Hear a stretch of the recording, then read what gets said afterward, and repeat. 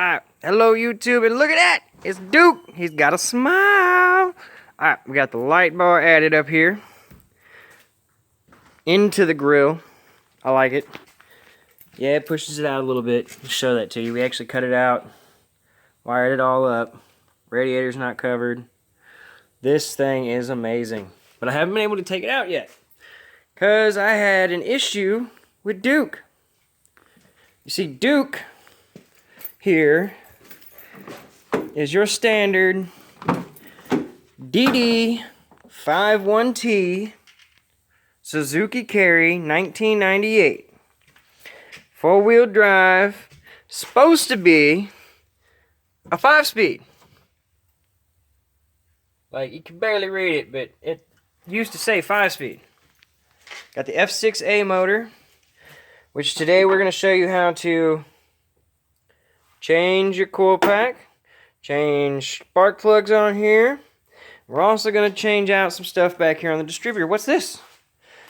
There it is. It's the parts. Oh, it's like a kid in a candy store. Well, you see that? That is not a DD51T transmission. No, that is a DB51T, which means this is a 4-cylinder or 4-gear motor or transmission here with low torque. This thing is great for crawling up hills and things. You can put it in gear and just... Actually, I have put it in 4-wheel drive low, put it in first gear, and just let go. And it walked away. Like, it will walk away from you. Alright, now, so we got spark plugs, plug wires, got the new coil. This goes inside the distributor because we got the cap, the rotor, and the new module and pickup. This side is the pickup, this side is the module. It's not that hard, it goes right there. Boom. Now when doing this, we're going to work backwards, which means we're going to start with the spark plugs, and then we're going to go to the distributor, and this little piece is going to get done before we do the inside of the distributor also. So if you're looking for that coil is located on this wall down in here. Next to, this is the passenger side, so next to this. This is my wiring for my lights. I've got also an external fuel pump. Got light here, light here. This one's the light bar. This one is my fishing lights. Now, I don't know if I got it. Yeah, I do. Ba-da-da-da! Fishing and work lights off the back. Isn't that awesome? Yes, it is, because look how much better you can see that motor now. And they move a little bit. So that way I can adjust. These are fully adjustable. You know, they go back and forth. They sit up in there, and I'm getting ready to build a mini camper for it. So be looking for that. Okay, now I'm going to pause you. We're going to get started. Okay, whenever you get these out and you get one off, so now I've pulled one spark plug. I've already replaced the spark plug, put the spark plug back in there. Got my lead. Push your lead down in here.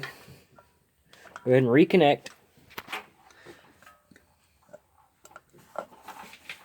Make sure it goes all the way down in there because it does have these little grommets that actually fold down over top of that, and that seals right here onto the motor.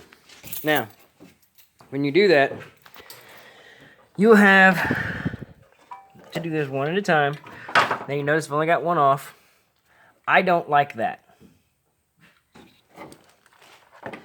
Don't like how short that is. For me, it seems like it pulls really hard on it. All of them seem to be that way, and I think it's retarded, but that's just how they make it. So, go with the orientation. Find your distributor cap, the new one.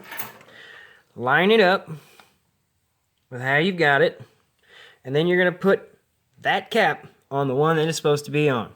So for me, that's this one here to start off with. So let's do that. One thing I've noticed that you really need to make sure of is with these long spark plugs, that the gap is right, of course, but also that because you have to go down so far in your motor and you have to have 2 different extensions, and I said that you have to have 2, but you can only have, you don't really need 2. This one here, the shorter one, will work for all of them, but you literally have like this much room above the valve cover gasket. So I opt for having 2, this one for the first 2, this one for the third. As you can tell, you have to have a socket that holds your spark plug. That way you can put it in. Now, the first 2 can come in from this side. They just slip right in there. But this one, you have to get to from back here, and you have to be kind of tricky. I don't know, you can't really see it. But if you drop it down into the cylinder, it's not like it's a Triton engine. You can get it back. Just work with it. Put it on. There we go. Starting to get it going. As you can tell, I don't have any wires going over anymore, because they're hooked up already. Don't freak out. We got this. So, I'll be right back after I tighten this one up, connect the spark plug, and then we'll change out the coil inside. Okay, so now got the old one off. This is the coil. Yeah. Now on this one I've got a 2-wire coil, and that's what they're talking about, is the plug. But there's 2 little wires down in there. See?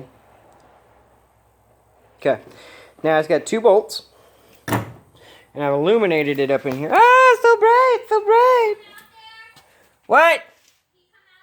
Yeah, he can come out here. Talking about my lovely wife over there with my littlest one. Not my littlest one, but the littlest one that can walk. Alright, so right down in there, you can see the 2 bolt holes. Got the 2-wire. Now it's a plug. Now this plug right here, trying to get it down here in the light. There we go. It's got a little clip piece. You just push down on that and it pops right off. So let me put this on, and then we'll go from there.